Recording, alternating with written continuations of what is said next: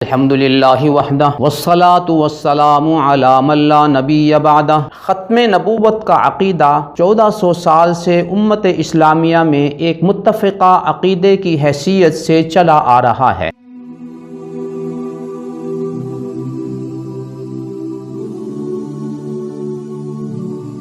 گزشتہ دنوں ایک میڈیا اسکالر نے اس کی بابت مختلف غلط فہمیاں، کنفیوژن اور انتشار پیدا کرنے کے لیے ایک اپنی سی کوشش کی۔ انہوں نے بعض صوفیاء کی عبارتیں نقل کی اور ان کا خود ساختہ مفہوم پیش کر کے قادیانیت کی تائید و دفاع اور ان کی ترجمانی کی کوشش کی۔ اس سلسلے میں انہوں نے حضرات صوفیاء کی عبارات کا سہارا لے کر ان کو بنیاد بنا کر ان کا خود ساختہ مفہوم بیان کر کے کچھ نتائج پیش کیے۔ ان نتائج میں بنیادی طور پر وہ غلام قادیانی کی زبان بول رہے ہیں۔ ان نتائج کا تذکرہ ہم آپ کے سامنے کرتے آ رہے ہیں۔ آج ہم ان کے بیان کردہ نتیجے کا ذکر کرتے ہیں، جس میں وہ قادیانیت کی زبان بولتے ہوئے کہتے ہیں وہی جاری رہنی چاہیے، خدا کی نعمت ہے، اس سے محروم کیسے ہو گئے؟ بنو اسرائیل کی امت میں تو سب کو ہوتا تھا، محمد الرسول اللہ کی امت کیوں محروم کر دی گئی؟ یعنی انہوں نے بہت دلائل دیے اس بات کے کہ نبوت جو ہے وہ اس کا مطلب یہ ہے اور الہام جاری رہنا چاہیے اور وہی جاری رہنا چاہیے، یہ خدا کی نعمت ہے، اس سے محروم کیسے ہو گئے؟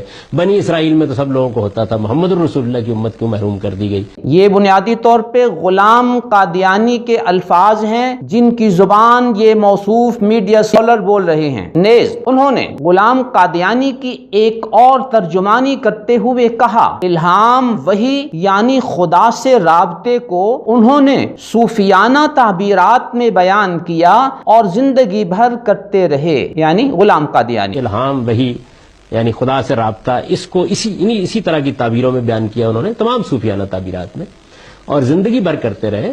یہ تھی وہ ترجمانی جو موصوف میڈیا اسکالر نے غلام قادیانی کی اور اس کا ملبہ حضرات صوفیاء پر ڈالنے کی ناکام کوشش کی۔ آج ہم ان کے اس گفتگو کی بابت 4 سوالات ہم ان کی خدمت میں پیش کرتے ہیں، جن کا جواب علم کی زبان میں انہیں پیش کرنا چاہیے تاکہ ان کے سننے والے مطمئن ہو سکیں۔ پہلا سوال، آپ نے یہ جو کچھ کہا قادیانیت کی زبان بولتے ہوئے، آپ نے اس کا ملبہ صوفیاء کرام پر ڈالنے کی کوشش کی اور صوفیاء کے کلام کو بنیاد بنایا۔ کیا آپ بتا سکتے ہیں کہ جن صوفیاء کا آپ نے تذکرہ کیا، حضرت ابن عربی ہوں، مجدد الفسانی ہوں، حضرت امام غزالی ہوں، حضرت شاہ ولی اللہ دہلوی ہوں، حضرت شاہ اسماعیل دہلوی ہوں، کیا ان میں سے کسی نے بھی اپنے اوپر وحی کے نزول کا دعویٰ کیا؟ کیا ان کا یہ عقیدہ تھا کہ ان کی بنیاد پر آپ قادیانیت نوازی میں کہاں سے کہاں تک آگے نکل گئے؟ حضرت ابن عربی رحمت اللہ علیہ نے اپنی کتاب فتوحات مکیہ جلد 5 صفحہ 353 اور جلد 3 صفحہ 381 پر واضح طور پر یہ بات لکھی ہے کہ وحی کا سلسلہ نبی اکرم صلی اللہ علیہ وسلم پر ختم ہو گیا، ان کے بعد وحی نبوت کا کوئی سلسلہ باقی نہیں رہا۔ یوں حضرت ابن عربی رحمت اللہ علیہ کا موقف وحی کے انقطاع کا ہے، وحی بند ہونے کا ہے، اور آپ ابن عربی کو بنیاد بنا کر وحی کو جاری رکھنے کی بات کر رہے ہیں۔ کیا علم کی دنیا میں اس بات کی کوئی اجازت دی جا سکتی ہے؟ حضرت مجدد الفسانی رحمت اللہ علیہ نے جب کمالات نبوت کے باقی رہنے کی بات کی تو آپ نے کمالات نبوت کی خود ساختہ تشریح کرتے ہوئے یہ کہا کمالات نبوت کیا ہیں؟ وہی آتی ہے نا، خدا سے رابطہ ہوتا ہے۔ لیکن اس منصب کے کمالات کیا ہیں؟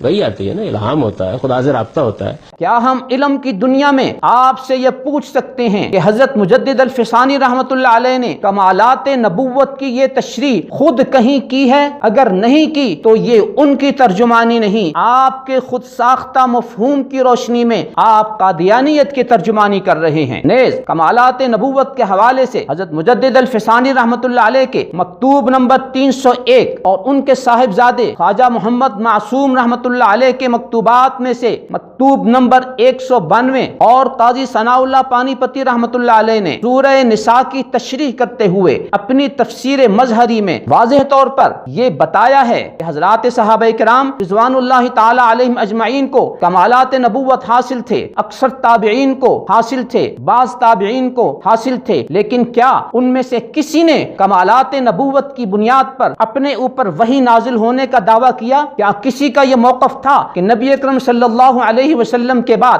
وحی کا سلسلہ جاری ہے؟ اگر ان سب کا یہ موقف نہیں تھا تو آپ کا حضرات صوفیاء کو بنیاد بنا کر وحی کو جاری رکھنے کے حوالے سے جو کچھ کہنا ہے وہ قادیانیت کی ترجمانی ہے، حضرات صوفیاء کی ترجمانی ہرگز نہیں ہے۔ سوال نمبر 2، نبی اکرم صلی اللہ علیہ وسلم کی وفات کے بعد وحی کے سلسلے کے منقطع ہونے کے حوالے سے آئیے ہم نبی اکرم صلی اللہ علیہ وسلم کے جانشین خلیفہ اول حضرت ابوبکر صدیق رضی اللہ تعالی عنہ، خلیفہ دوم حضرت عمر رضی اللہ تعالی عنہ کا نظریہ، ان کا عقیدہ اور ان کا موقف صحیح مسلم حدیث نمبر 6318 کے حوالے سے آپ کی خدمت میں پیش کر رہے ہیں۔ سیدنا انس راوی ہیں، نبی اکرم صلی اللہ علیہ وسلم کی وفات کے بعد ایک دن حضرت ابوبکر صدیق رضی اللہ تعالی عنہ نے حضرت عمر رضی اللہ تعالی عنہ سے یہ کہا، آئیے ام ایمن کے پاس چلے،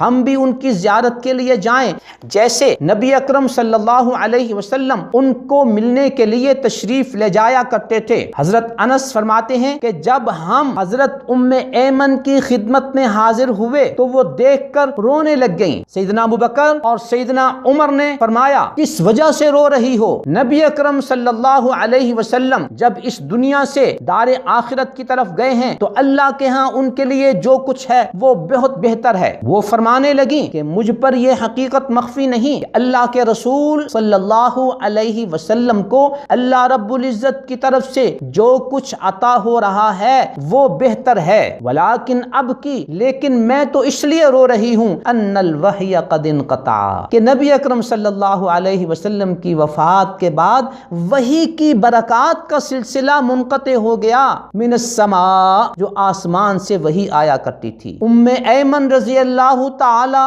عنہا کی اس بات نے سیدنا ابو بکر اور سیدنا عمر رضی اللہ تعالی عنہما کو بھی رلا دیا تو وہ بھی ان کے ساتھ رونے لگ گئے۔ یوں محترم سامعین، صحیح مسلم کے حوالے سے خلیفہ اول سیدنا ابوبکر صدیق اور سیدنا عمر رضی اللہ تعالی عنہما کا موقف بھی واضح ہو گیا کہ وہ نبی اکرم صلی اللہ علیہ وسلم کی وفات کے بعد وحی کے انقطاع کے قائل تھے کہ اب وحی نہیں آ رہی۔ آئیے دوسرے نمبر پر صحیح بخاری حدیث نمبر 2641 کے حوالے سے خلیفہ دوم سیدنا عمر بن خطاب رضی اللہ تعالی عنہ کا موقف معلوم کرتے ہیں۔ سیدنا عمر بن خطاب رضی اللہ تعالی عنہ نے ارشاد فرمایا، اللہ تعالی کی طرف سے رسول اللہ صلی اللہ علیہ وسلم پر جو وحی آتی تھی اس کی وجہ سے بعض لوگوں کا مؤاخذہ ہو جاتا تھا، وہ پکڑے جاتے تھے کہ یہ منافق ہیں، یہ صحیح نہیں ہیں۔ وَإِنَّ الْوَحْيَ قَدْ انْقَطَعَ، اور اب تو وحی کا سلسلہ منقطع ہو گیا، اب ہم تمہارا مؤاخذہ کیا کریں گے تمہارے ظاہری اعمال کی وجہ سے۔ یوں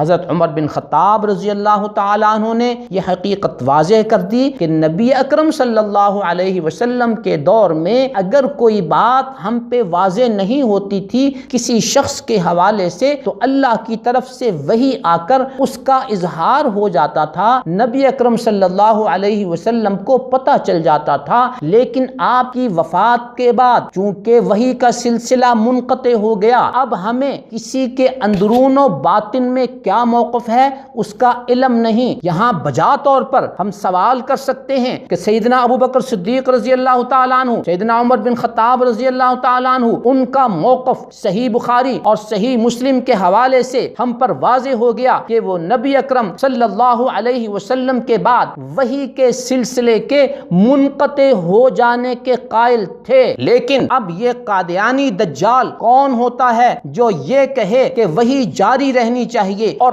آپ بھی اپنی انڈور ویڈیو میں اسی غلام قادیانی کی تائید کرتے ہوئے یہ کہیں کہ وحی جاری رہنی چاہیے۔ اسلام کا موقف جب ہم پر اور آپ پر واضح ہو گیا تو آپ اور غلام قادیانی کون ہوتے ہیں تجویزیں پیش کرنے والے کہ وہی جاری رہنی چاہیے یا وہی جاری نہیں رہنی چاہیے؟ یوں محترم سامعین، ان دو حوالہ جات کی روشنی میں سیدنا ابو بکر صدیق اور سیدنا عمر رضی اللہ تعالی عنہ کا موقف آپ کے سامنے کھل کر واضح ہو گیا کہ وہ ایک طرف ہیں اور ان کے بالمقابل 180 ڈگری کے زاویے پر دوسرے یہ دو لوگ غلام قادیانی اور موصوف میڈیا سکولر ہیں جو اس بات کی تجویزیں پیش کر رہے ہیں کہ وہی جاری رہنی چاہیے۔ اب میں اور آپ کس کی مانے؟ ابو بکر و عمر کی مانے یا غلام قادیانی اور اس میڈیا سکولر کی مانے؟ صورتحال واضح ہے، اس میں کوئی ابہام نہیں کہ ہمارا عقیدہ وہ ہے جو ابو بکر کا ہے، جو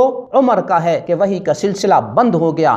سوال نمبر 3، آپ نے اپنے اس انڈور موقف میں غلام قادیانی کے دفاع میں یہ کہا کہ وہی جاری رہنی چاہیے، خدا کی نعمت ہے، جبکہ آپ نے اپنے آؤٹ ڈور موقف میں اپنی کتاب میزان کے صفحہ 71 پر اور اپنی کتاب میزان کے صفحہ 150 پر اور آپ نے اپنی کتاب مقامات کے صفحہ 201 طبع پنجم پر وحی کے بند ہونے کا دعویٰ خود کیا ہے۔ یہاں آپ کے فالوورز، آپ کے قارئین، آپ کے سامعین آپ کی اس تضاد بیانی پر حیران و پریشان ہیں۔ آپ اپنے فالوورز کو اپنے انڈور اور آؤٹ ڈور موقف کی بابت اس تضاد کے حوالے سے چینل پر آ کر وضاحت کرنی چاہیے کہ آپ کا یہ انڈور موقف صحیح ہے جو قادیانیت کی ترجمانی اور قادیانیت نوازی میں ہے، یا آپ کا وہ آؤٹ ڈور موقف صحیح ہے جو آپ نے اپنی کتاب میزان اور مقامات میں لکھا ہے۔ نیز جب آپ نے قادیانیت کی زبان بولتے ہوئے یہ کہا کہ وہی جاری رہنی چاہیے، خدا کی نعمت ہے، اس سے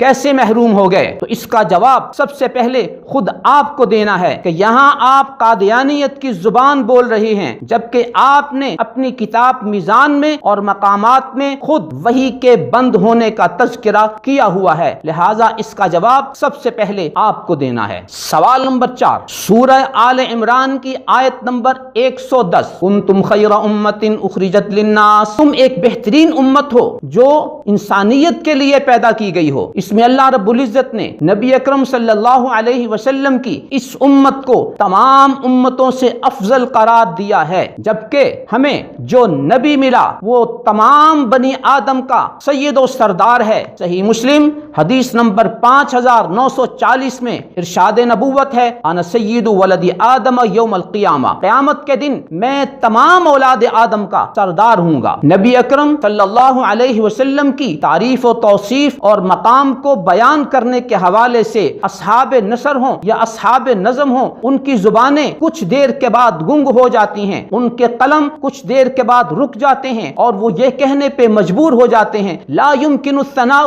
كما كان حق بعد از خدا بزرگ، تو یہ قصہ مختصر کہ نبی اکرم صلی اللہ علیہ وسلم کی تعریف و ثنا کا حق ادا نہیں ہو سکتا۔ آ جا کے خلاصتاً یہ کہا جا سکتا ہے کہ اللہ کے بعد اگر کسی کا مقام ہے تو وہ سیدنا محمد الرسول اللہ صلی اللہ علیہ وسلم کا مقام ہے۔ یوں یہ امت تمام امتوں سے افضل اور نبی اکرم صلی اللہ علیہ وسلم تمام بنی آدم کے سردار اور انبیاء کرام کے حوالے سے آپ کا مقام کیا ہے؟ سورہ آل عمران کی آیت نمبر 81 ملاحظہ ہو، وَإِذْ أَخَذَ اللَّهُ مِيثَاقَ النَّبِيِّينَ، جب اللہ تعالیٰ نے تمام انبیاء سے یہ وعدہ لیا، لَمَا آتَيْتُكُم مِّن كِتَابٍ وَحِكْمَةٍ، میں تمہیں کتاب و حکمت دوں گا، ثُمَّ جَاءَكُمْ رَسُولٌ مُصَدِّقٌ لِّمَا مَعَكُمْ، پھر تمہارے پاس ایک رسول آئے گا جو تمہاری تصدیق کرنے والا ہوگا، لَتُؤْمِنُنَّ بِهِ وَلَتَنصُرُنَّ، جب وہ آئے گا تو تم نے اس پر ایمان لانا ہے اور اس کی امداد کرنی ہے، اسے تعاون کرنا ہے۔ قَالَ أَأَقْرَرْتُمْ، پھر اللہ تعالیٰ نے پوچھا کیا تمہیں اس بات کا اعتراف و اقرار ہے؟ وَأَخَذْتُمْ عَلَىٰ ذَلِكُمْ إِصْرِي، اور تم نے اس پر پکا وعدہ دے دیا۔ قَالُوا أَقْرَرْنَا، تمام انبیاء نے بیک زبان کہا اے اللہ ہم اس بات کا اقرار کرتے ہیں اور تجھ سے وعدہ کرتے ہیں۔ قَالَ فَاشْهَدُوا، اللہ رب العزت خود فرمائیں گے تمام کے تمام اس بات پر گواہ رہنا۔ وَأَنَا مَعَكُمْ مِنَ الشَّاهِدِينَ، اور میں بھی تمہارے ساتھ گواہوں میں سے ہوں۔ یوں نبی اکرم صلی اللہ علیہ وسلم کا مقام تمام انبیاء میں یہ